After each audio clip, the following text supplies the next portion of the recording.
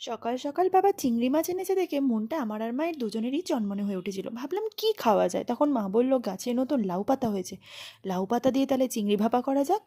আমি বললাম তাহলে করা যাক। মায়ের কথা মতো আমি পেঁয়াজ রসুন কুচি কুচি করে কেটে দিয়ে মায়ের হাতে হাতে কাজ করতে থাকলাম। মা ওদিকে সর্ষে পোস্তটা বেটে নিল সুন্দর করে, দিয়ে পেঁয়াজ একটু নুন অল্প করে মিশিয়ে সেটাকে ভালো করে চটকে চটকে মাখার পরে মা সেটাতে চিংড়ি মাছও মিশিয়ে দিয়েছিল।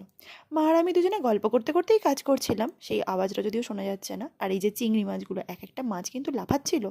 আমি কয়েকটাকে ধরে একটা মগে রেখে দিয়েছিলাম, সেটা দেখানো হয়নি, কিন্তু মা সেটাকে ধরে আবার জলে আবার মেরে দিয়েছে। দিয়ে সব এরকম করে চটকে নিয়ে এরকম লাউ পাতাতে দিয়ে ভালো করে বেঁধে নিয়ে মা সুতো দিয়ে একটা বেঁধে দিয়েছিল।